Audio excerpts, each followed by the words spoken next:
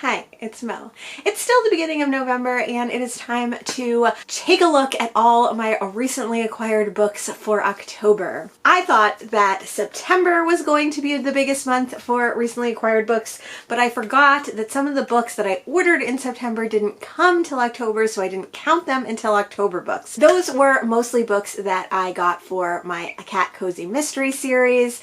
So let's go through those books first. The first book that I got is Catwalk by Karen Jakuski. This is a cat cozy mystery. That's about all I know about it. I did break down and get The Cat Who Ate Danish Modern because I couldn't find my physical copy, and I wonder if I did get rid of it in an unhaul, but I really enjoyed reading the first one in my first cat cozy mystery vlog, so I wanted to make sure I had this one on hand when I was ready for it. I picked up The Cosmic Clues by Manjari Prabhu. She is an Indian author, and this is some sort of cat cozy mystery. You have a theme, there's a theme. I picked up The Cat, the Quilt, and the Corpse by Leanne Sweeney from an actual used bookstore, The Book Garden in New Egypt, New Jersey. Picked this one up on a whim because it's a cat cozy mystery. From Thrift Books, I got Curiosity Thrilled the Cat by Sophie Kelly. At a book sale, I got Lady Takes the Case. This is also a cat cozy mystery. In my online book order, I got Mimi Lee Gets a Clue by Jennifer J. Chow. Now I've been trying to find more cat cozy mysteries written by people of color, so I was able to find a few this month, which was exciting. I got The Number 2 Feline Detective Agency by Mandy Morton. This one I did actually start reading for some reading sprints during the Cat Lady Weekend Readathon. I will link to that live show down below, but I didn't realize that this book is anthropomorphic cats. There's no people in this, it's like all cats. Or maybe there are people, but like the cats have like detective agencies and houses and like go shopping, and I don't think that's really my vibe. So this might quickly become an unhaul, but we'll have to see. At the Collingswood Book Festival, I found The Frightened Wife by Mary Roberts Rinehart.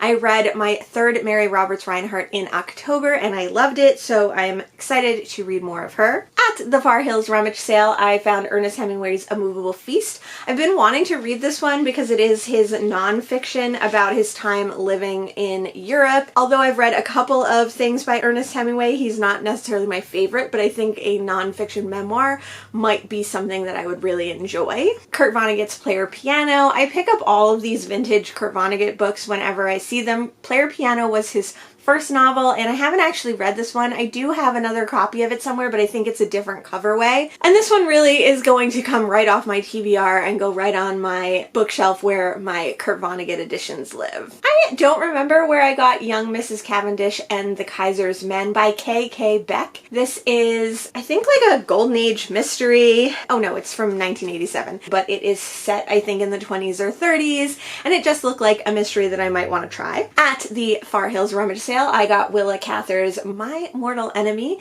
Willa Cather is an American modern classic author who I have been wanting to try, but I haven't found Oh Pioneers, which is her most famous work. When I saw this one, I thought I would give it a try. It's also extremely short. At the Far Hills Rummage sale, I got this very cool sprayed edges mass market paperback copy of Daphne du Maurier's Rule Britannia. I've only read Rebecca by Daphne du Maurier, but I loved that book, and I figured any book by her I would give a shot. Now, this is one that I haven't heard much about, and so I'm sure it's probably not one of her more celebrated works or one of her better works, but sprayed edges. I also found The Unpleasantness at the Belladonna Club by Dorothy L. Sayers. I've only read one Dorothy L. Sayers, but I hope to read more of her stuff, maybe during the Christie's Missing Readathon in December, and I have quite a few to choose from now. Another book that I really want to get to before the end of the year is The Sandcastle Mysteries, Death and Deception at the Jersey Shore by Emile Lake.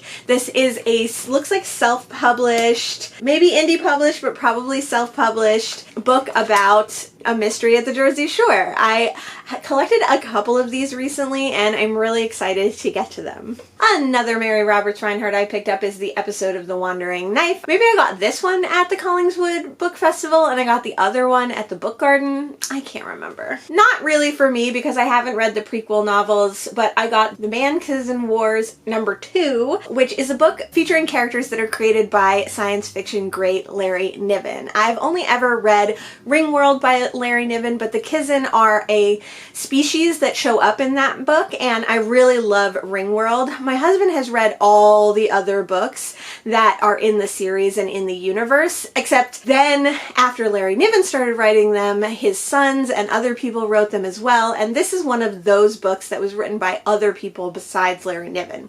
I picked this one up more for my husband than for me, but we do have quite a vast Larry Niven catalog, so who knows, maybe one day I'll get to those. At the Book Garden, I found the narrative of the life of Frederick Douglass. I was looking for some different early American Black writings about various different people. Yes, like slave life and the slave narratives of that time, but also just different writers in general. Frederick Douglass obviously comes up quite often, but I never read anything about or by him, and I really don't know his story, so I thought his own story told in his own words would be a good place to start. And it's one of those Dover thrift books. I love those. Another self-published or very, very, very indie published book that I got relating to New Jersey is OG, It's Christmas, a Ocean Grove mystery by Heath P. Boyce. Ocean Grove is the weird little Victorian town next to where I live. It is a church all surrounded by the town. It's called God's Square Mile, and this is a extremely slim homemade mystery about that town, so happy to get to this one. Even though I'm not a seasonal reader, I figure I will read this one like around Christmas time. Whenever I see an NYRB edition, especially at the Far Hills Rummage sale, I always just pick it up. So I did get Fortunes of War, the Levant Trilogy by Olivia Manning. Now this happens to be 4, 5, and 6 in the series, which I didn't know at the time. I honestly didn't know anything about this book at all, but it is a like vast 6-book family saga, which I don't know if I will actually be reading. One of the books that I got from an online used bookstore is Apple of My Eye, A Personal Tour of New York by Helene Hanff. I've been working my way through Helene Hanff's whole collection. I recently just read Underfoot in Show Business, which was her first published work. This one is a funny copy. It's a hardcover, but like the pages are kind of small, like the margins are really, really wide, but it has a lot of photos, and it's all about her love for Manhattan and New York, where she lived for many years. I love Helene Hanff's writing, and I just think the best word to describe her books are delightful, and I'm sure this one will be no different. At the Salvation Army near me, I got the best science fiction of the year #4, and this was for 1975. So it has Frederick Pohl, Larry Niven, Bob Shaw, Philip K. Dick, Ursula K. Le Guin, Robert Zeleny, and others, and this one was just a fun book of short stories that I didn't want to miss out on. At the Far Hills Rummage sale, I got Winter's Tales by Isak Dinesen or Karen Blixen. This is another book of short stories.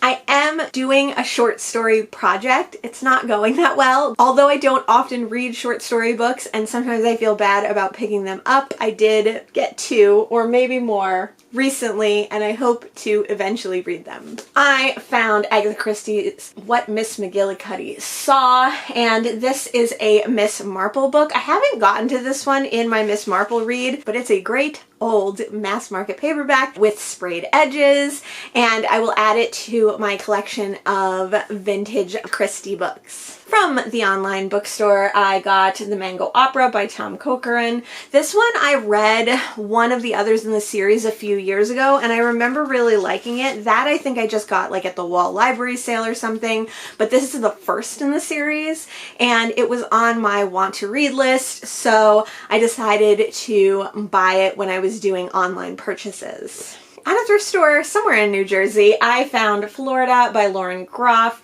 I've never read any Lauren Groff, and I'm kind of interested in Matrix by her. I don't know what Florida is about, but since this is the one I found, I figured this is the one I'll start with. At the Far Hills Rummage Sale, I found The Pale Gold of Alaska by Elias Ní Dubin. I definitely didn't say that name right. This is an Irish author, so I'm sure the name sounds very beautiful and wonderful. I have no idea what this is about, but because it was a short Irish book, I picked it up. I picked up Minotaur at the Far Hills book sale, and this is just a noir book that I've never heard of. It's by Benjamin Tomas, and I believe he was a Russian writer and lived in Palestine for a while, and this is kind of a forgotten classic, so I wanted to give it a try. I picked up The Sorrow of War, a novel of North Vietnam by Bao Ninh. Again, I don't know anything about it except what the cover and the title imply, but because I've never read a North Korean author, I thought this was a great one to get and see what the writing style is like and see what information I can glean from this novel. I've never heard of Soussian by David Charandi. This one actually reminded me of an NYRB book, even though it's not one of those. It's from Arsenal. It has French flaps, which is cool. I read the back at the time of purchase. It sounded interesting. I got it. I've only read one of Niall Marsh's mysteries before, but she is considered a queen of crime along with Christie and Sayers and Reinhardt. I didn't love the one I read. That was Death in a White Tie. This one is Enter a Murderer, but since I love Golden Age mysteries, even if they're not my favorite ones, I still really enjoy reading them. I wanted to grab another Niall Marsh and give her work another try.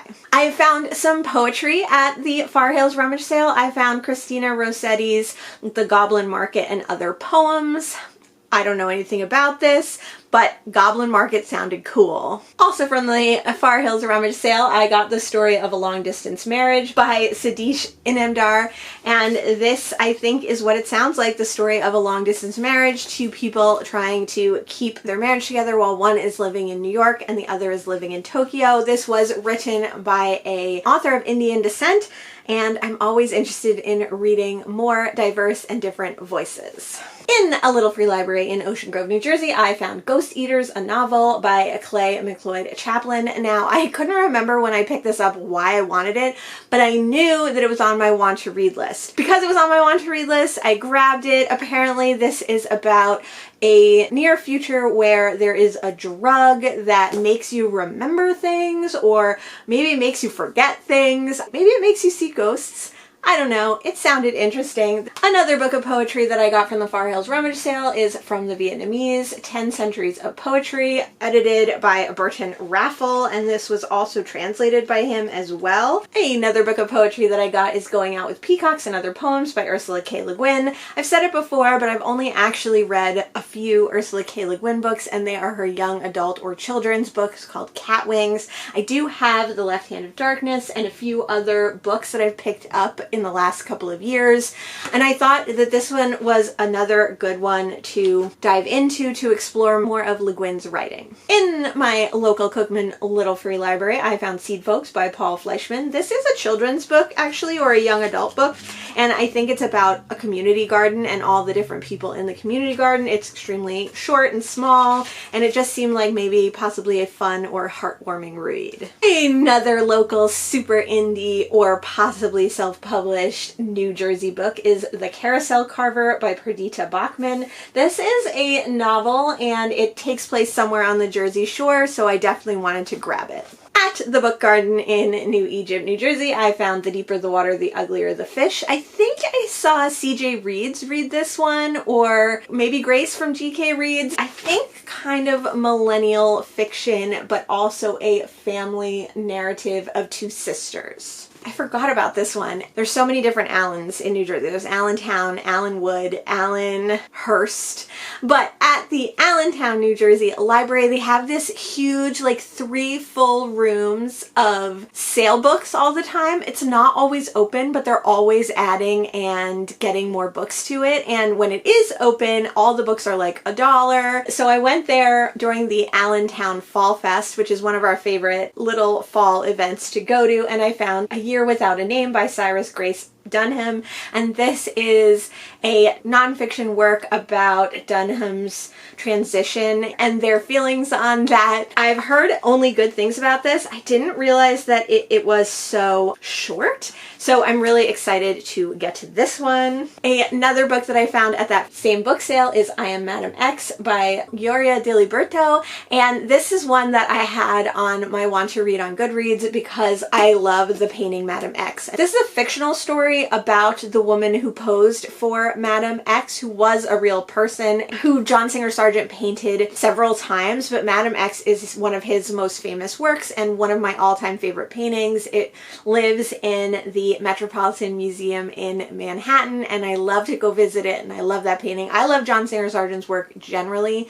I love his watercolors. If you've never seen them, they're incredible. I think at the same book sale, I got Mary Riley by Valerie Martin. I've heard of this. It was a movie, and I didn't realize that it was about a character from Jekyll and Hyde, expanding her story and her perspective of the Jekyll and Hyde story. I've read Jekyll and Hyde, I think, but not for like many years, and I don't remember it at all. So maybe it's time to do a reread of Jekyll and Hyde and then read Mary Riley. Oh, I was super excited to find Excellent Women by Barbara Pym. Barbara Pym has been on my want to read list for quite a while, and a lot of people that I love to watch on BookTube really love Barbara Pym. This was written in 1952, and she was a modern classic writer, but like one that has kind of been lost to the annals of history. I'm super excited to see what this one is all about. I forgot about this too. When I went to that Allenhurst library sale, it was right at the beginning of the month, and now that I'm reviewing these books, I'm so excited to read some of them. This one is This Is How You Lose the Time War by Amel Al-Motor and Max Gladstone. I've been wanting to read this, and it's been on my want to read since I started watching BookTube. It sounds totally amazing. It's about two warring factions in a alien time transient future and their story of connecting in the trenches. At the Book Garden in New Egypt, New Jersey, I also got The Pisces by Melissa Broder. Now, Melissa Broder seems to be quite polarizing. Some people absolutely love her work, but I watched the funniest rant review of Mina Reed's reading her book Milk-Fed that was hilarious, and it made me never ever want to read Milk-Fed, but I am interested in The Pisces, which I believe is about a woman who has sex with a fish. And last but not least, in a little free library somewhere near Collingswood, New Jersey, I found the journals of Beatrix Potter, 1881 to 1897. These are journals that she wrote throughout her life. This is obviously only part of them, and it is transcribed by Leslie Linder because Beatrix Potter wrote in her own code, and Leslie Linder had to crack that code to be able to read her journals. Beatrix Potter, of course, is the author of Peter Rabbit and Benjamin Bunny and her other stories about cute little animals that she wrote. She also lived on a farm. I read a biography of her a few years ago that I loved. I've always loved her books, always loved the illustrations that she did for them, and I'm super excited to read her actual journals. This is a dense book. It's like very small writing, especially for this heavy hardcover. There are a few photos and things in here to break it up, but not many. So I think this is going to be quite a intense read in a lot of ways. And those were all the books that I got in October. You can see a video all about the spreadsheet and how I keep track of all my recently acquired books in 2022. It is getting towards the end. I'm hoping that in November I will not accumulate very many books, especially because I've signed up to Criminali's Read What You Own challenge. I'm still working out the details and I haven't officially started the challenge yet, but I will be doing that soon, and that will mean that I have to read at least 25 books before I get more books, with some caveats, with some addendums, but I'm hoping that in the future my book hauls will be much smaller than this. Let me know if you've read any of the books that I showed here. Let me know if you want to read any of them. Let me know what you think I should prioritize. And thanks so much for joining me today. I'll see you in the next one. Bye!